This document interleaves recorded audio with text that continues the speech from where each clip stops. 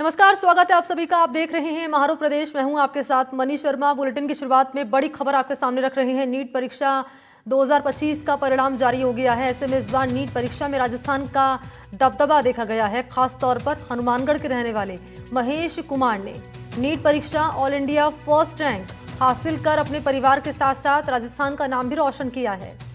महेश ने परीक्षा में 700 में से 686 अंक हासिल कर टॉपर का खिताब अपने नाम किया।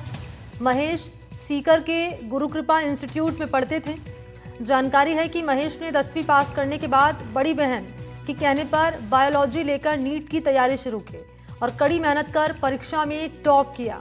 महेश एक दिन में 6 से 7 घंटे पढ़ाई करते थे, लेकिन परीक्षा के दिनों में सिर्फ 4 से 5 घंटे ही पढ़ाई उन्होंने की है ताकि परीक्षा का प्रेशर ज़्यादा ना हो।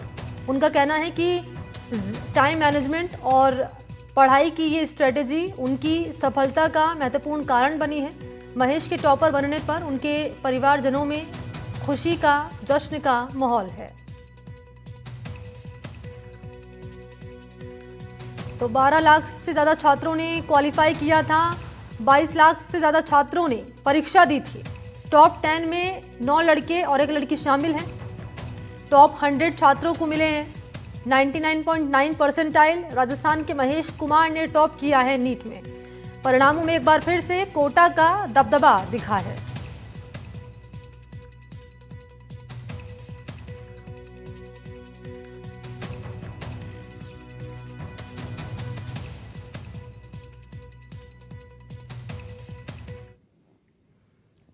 और बड़ी खबर सीकर से जान लीजिए। नीट परीक्षा परिणाम में सीकर अव्वल रहा देश में। महेश कुमार बने नीट परीक्षा के टॉपर। ऑल इंडिया प्रथम रैंक उन्होंने हासिल की है। सीकर में रहकर महेश कुमार पढ़ाई करते हैं। माता पिता सरकारी सेवा में कार्यरत हैं। हनुमानगढ़ के रहने वाले हैं महेश कुमार। और इस बीच आपको जानकारी दें कि नीट में कोटा के छात्र मृणाल झा ने ऑल इंडिया में 4थी रैंक हासिल की है और उनका मानना है कि नीट क्रैक करने के लिए हार्डवर्क और रोजाना पढ़ाई लिखाई बहुत ज़रूरी है। उन्होंने कहा कि मैं घड़ी देखकर पढ़ाई नहीं करता। कोचिंग में पढ़ाए जाने वाले टॉपिक को पहले ही कवर कर लिया करते थे। मन में उलझन होने पर पापा और मम्मी से वो बात करते हैं।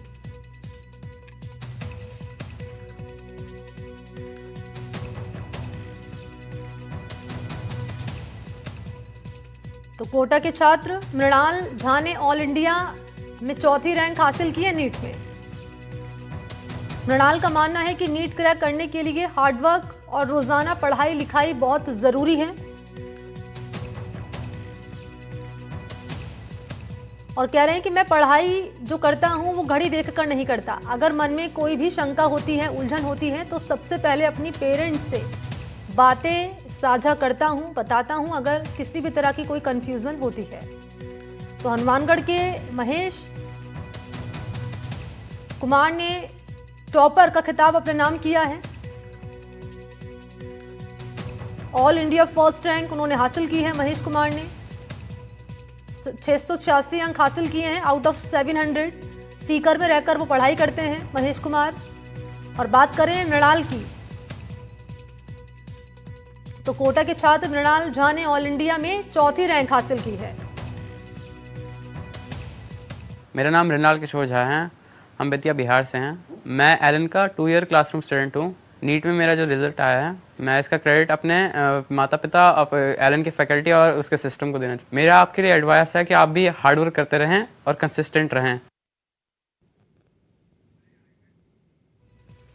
तो यहाँ पर आपने सुना मृणाल झा, जो कि यहाँ पर कोटा के छात्र मृणाल झा ने ऑल इंडिया में 4थी रैंक हासिल की और वो ये कह रहे हैं कि कंसिस्टेंसी बनी रहनी चाहिए और पढ़ाई लिखाई भी बहुत ज़रूरी है। और कोचिंग में पढ़ाए जाने वाले टॉपिक को वो पहले ही कवर कर लिया करते थे और किसी भी प्रकार की कोई कन्फ्यूज़न हो, कोई उलझन हो तो पेरेंट्स से बात ज़रूर करते हैं। तो ये 2 छात्र जिन्होंने कमाल कर दिखाया नीट में, परिणाम जारी कर दिया गया। कोटा के 4 स्टूडेंट हैं। 12 लाख से ज़्यादा छात्रों ने क्वालिफाई किया इस एग्ज़ाम में। 22 लाख से ज़्यादा स्टूडेंट्स ने परीक्षा दी थी। टॉप 10 में 9 लड़के हैं और 1 लड़की शामिल है। टॉप 100 छात्रों को मिले हैं 99.9 परसेंटाइल। और राजस्थान के महेश कुमार ने टॉपर का खिताब अपने नाम किया है। और कोटा का दबदबा दिखा है मृणाल झा, जिन्होंने 4th रैंक हासिल की है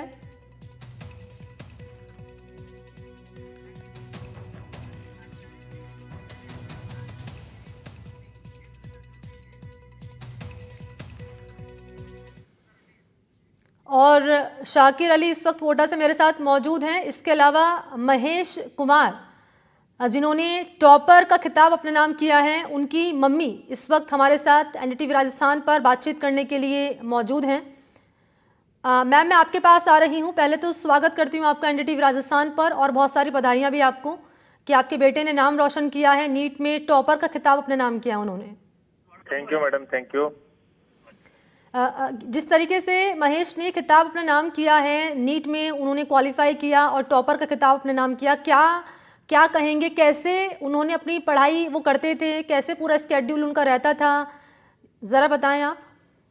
मैडम, बच्चे ने जैसे ही 10th की उसके बाद बच्चे को हमने गुरु कृपा कैरियर इंस्टीट्यूट सीकर में एडमिशन दिलवाया और गुरु कृपा के साथ उन्होंने मिलकर तैयारी की। और पहले जैसे मान लो 11th हुई, 12th हुई, 12th के बाद उनकी एज नहीं थी, उसके बाद उसने 1 साल और तैयारी की।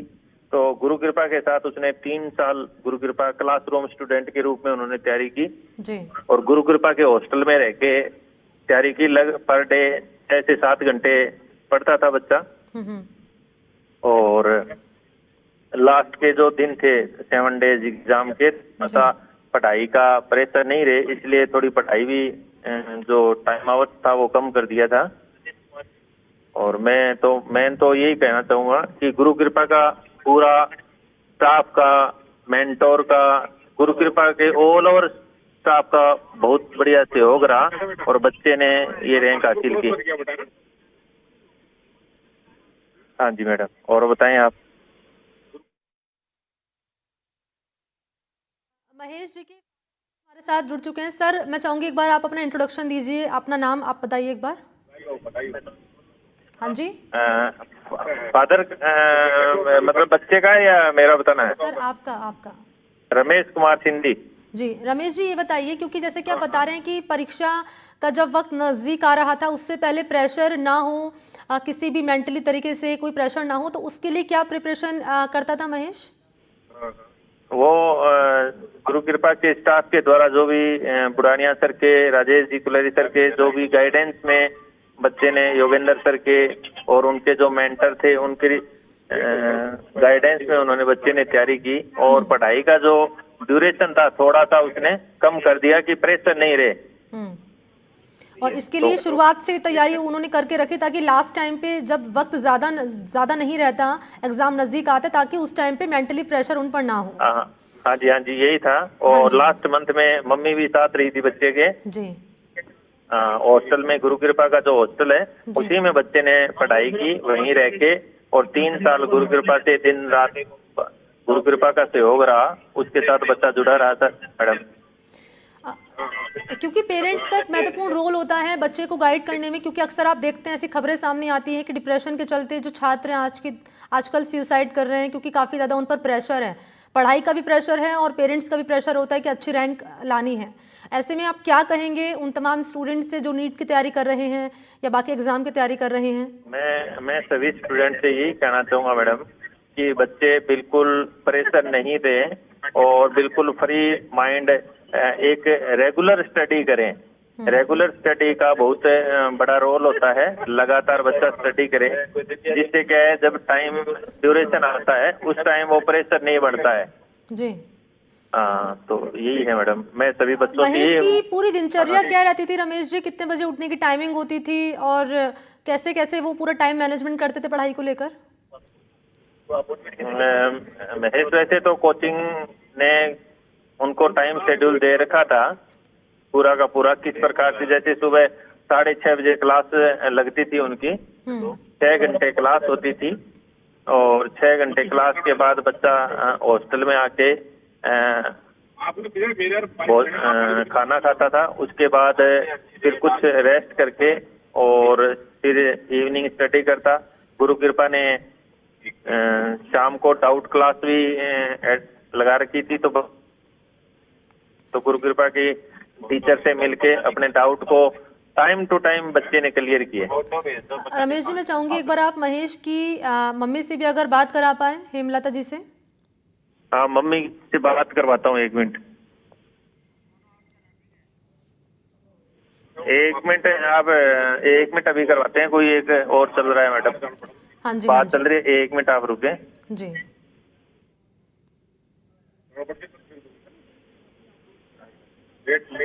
और मैं एक और बता देता हूँ मैडम आपको हाँ जी, कि बच्चे ने जैसे 10th का स्कोर 97 था, हम्म, तो बच्चा पहले तो ऐसे था कि डॉक्टर नहीं बनना, जी, ऐसे था। लेकिन महेश की जो सिस्टर है जो अभी एमएससी कर रही है, जी, उसका मेन रोल रहा। उन्होंने बच्चे को मोटिवेट किया हम्म, और कि नीट के लिए। फिर बच्चा हमारे पास मतलब हम सीकर गए हम्म। और सीकर जाके गुरु कृपा जो इंस्टीट्यूट है हमने चूज किया, और वहाँ का सहयोग हमें बहुत अच्छा मिला।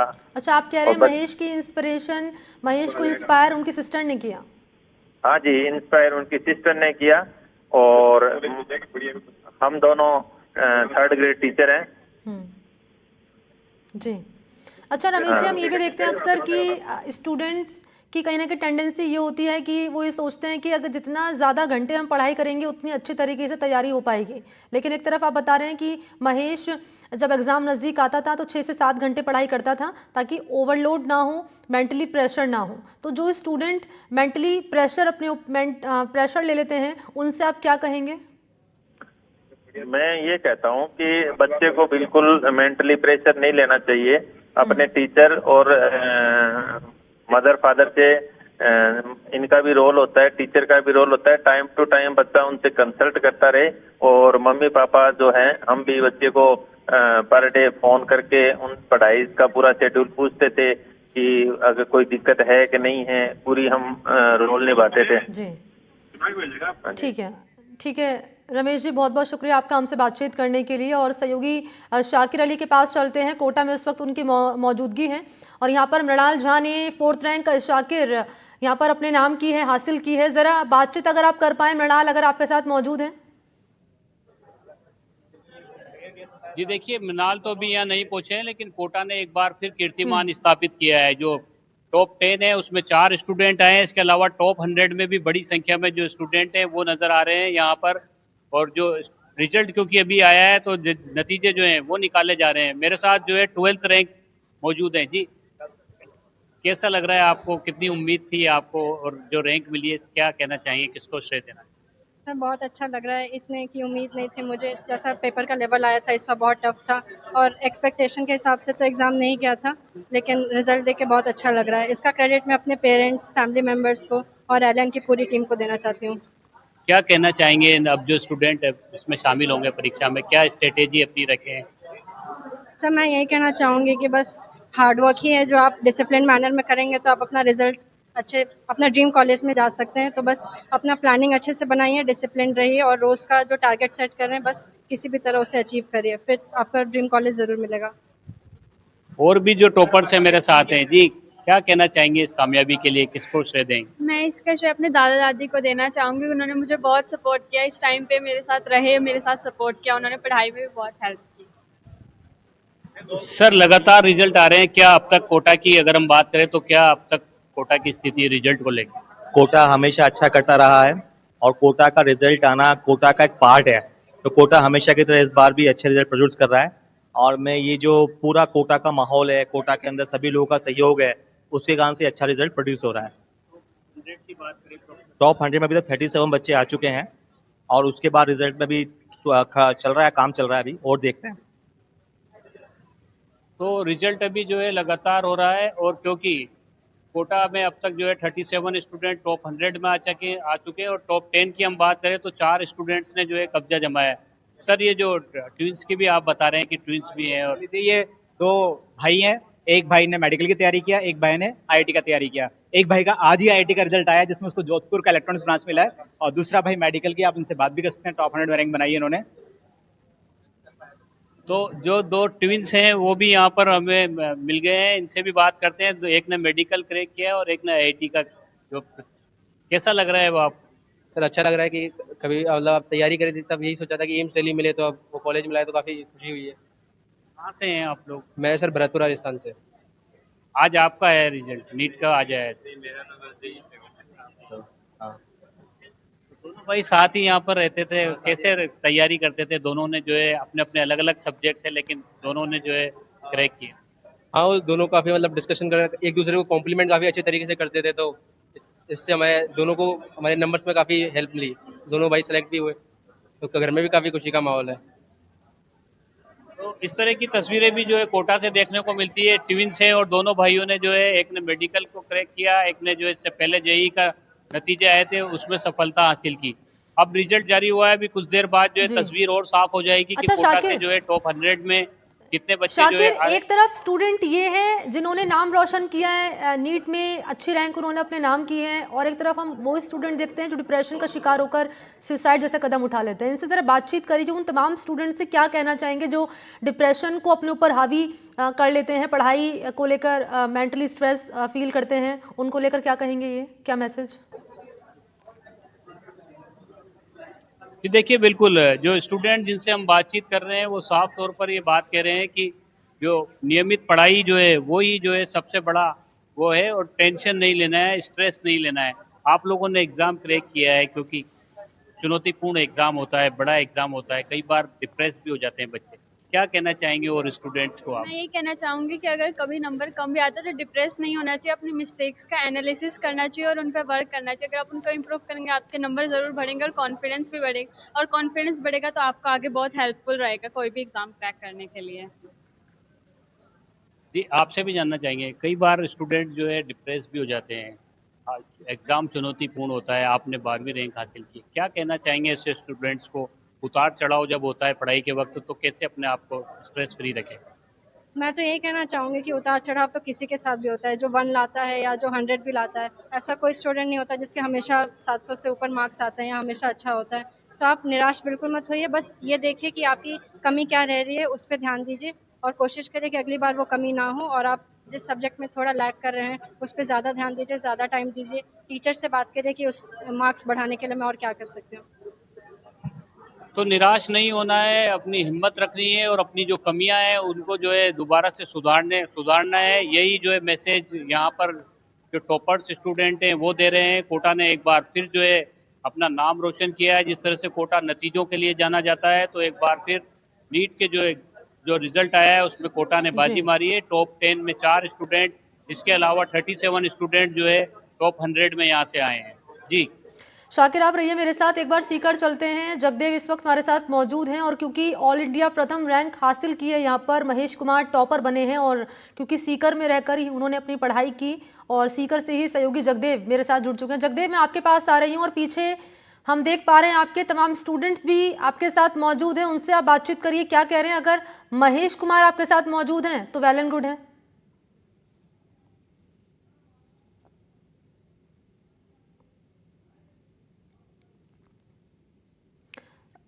जगदेव,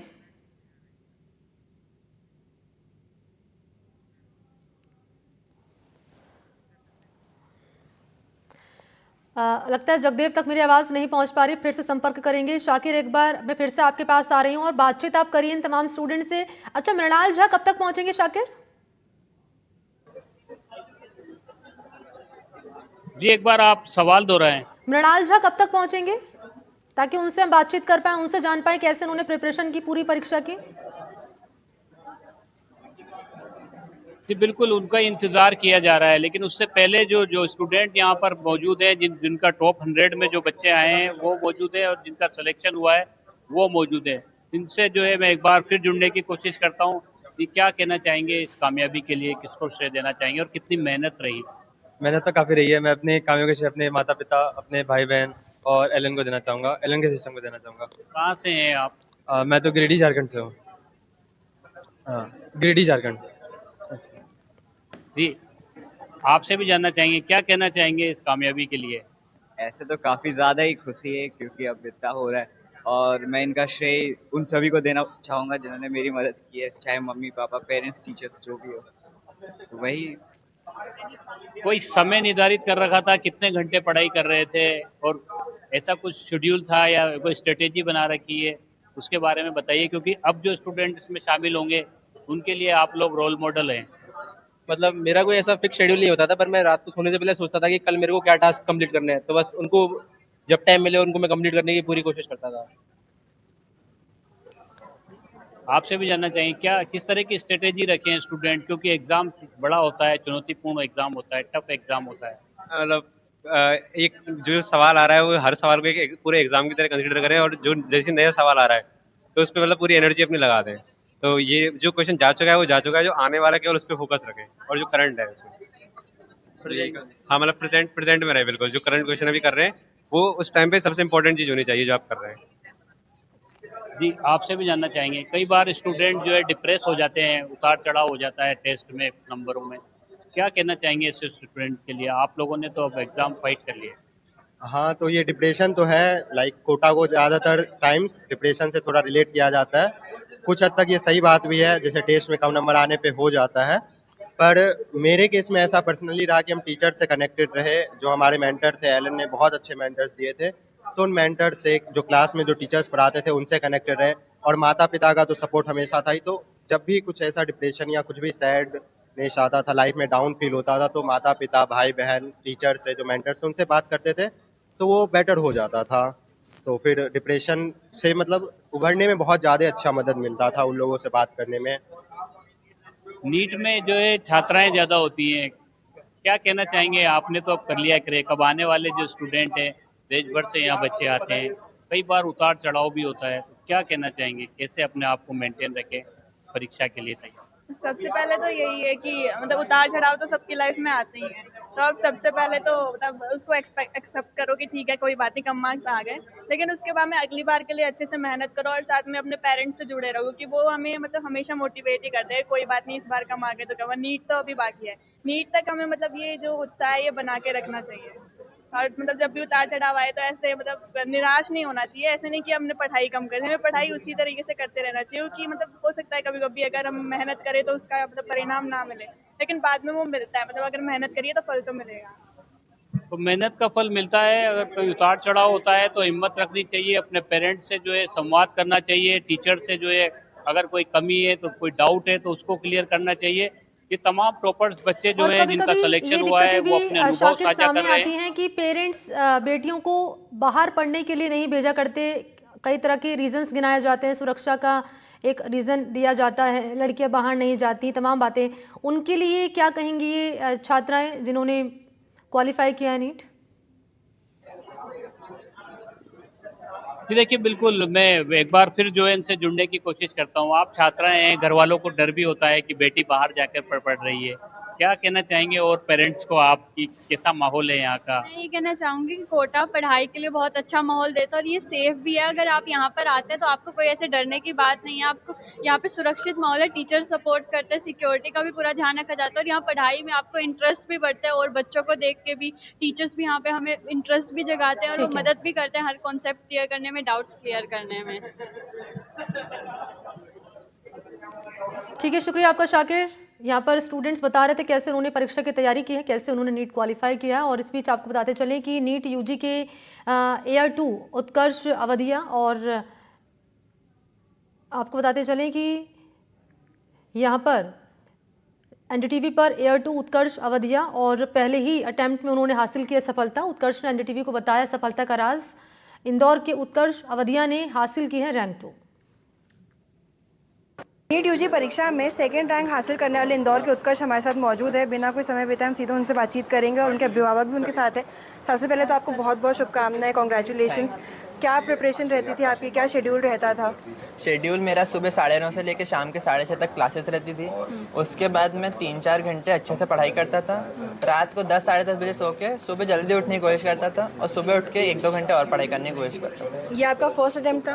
ये मेरा फर्स्ट अटेम्प्ट था जी। सर, आपने इसका प्रोग्रेस देखा है, आपने इसको शुरुआत से देखा है, शुरुआत से पढ़ाई में कैसे थे ये, और क्या शेड्यूल रहता था? पेरेंट्स की भी मेहनत उतनी ही रहती है जितने बच्चों की मेहनत रहती है? शुरू से ये पढ़ाई में काफ़ी अच्छा रहा है। स्पेशली इसकी मदर ने बहुत ज़्यादा इसको सपोर्ट किया है। उन्होंने शुरू से इसको जो ना बहुत समय दिया और उसके कारण इन्होंने बहुत अच्छी तैयारी की। धीरे धीरे आकाश के साथ इन्होंने प्रोग्रेस बहुत अच्छी करी और जो आज की रैंक आई है उसमें इनकी पढ़ाई के साथ साथ सभी लोगों का आशीर्वाद का बहुत बहुत योगदान है। उत्कर्ष, आप क्या सुझाव सजेशन देना चाहेंगे जो अब बच्चे प्रिपरेशन करेंगे, जो अटेम्प्ट देंगे? मेरा सुझाव यही रहेगा, क्लास में अच्छे से ध्यान दो, टीचर्स की बात मानो, जो काम आज करना है उसको आज ही करो और क्वेश्चंस की अच्छी प्रैक्टिस करो। एक सवाल हमेशा आता है कि जो टॉपर्स रहते हैं उनसे हर कोई पूछता है सोशल मीडिया या मोबाइल का इस्तेमाल आपने कितना किया? सच में बता रहा हूँ, मैं सोशल मीडिया का इस्तेमाल, मेरे पास एक्चुअली स्मार्टफोन था ही नहीं, मेरे पास एक कीपैड वाला फ़ोन था, मेरे पास एक टैबलेट था जिसमें मैं सोशल मीडिया का इस्तेमाल संडे टू संडे करा करता था, ज़्यादा मैं ऑफन इसका इस्तेमाल नहीं करता था। जी मैम, आपने शुरुआत से देखा है उत्कर्ष को, क्या चुनौतियाँ भी इन्होंने देखी या कौन से अप्स एंड डाउन्स आपने महसूस किए इनके पढ़ाई के दौरान? थोड़ा चैलेंज तो ऐसा कुछ नहीं, वो करता था मेहनत। जी, कोई मुश्किल आई बीच में, कभी कुछ ऐसा कुछ आपको लगा कि नहीं कर पाएगा, या कभी इसने आपको बोला है कि मम्मी मुझसे नहीं हो रहा है? बहुत, जब 5th से 6 में गया था तब उसके बाद इनको थोड़ा चैलेंज था, क्योंकि सब्जेक्ट बढ़ गए थे, तब वो थोड़े से परेशान थे। उसके बाद तो गाइडेंस हमारा और उसकी मेहनत, उससे उसने आगे बढ़ता गया।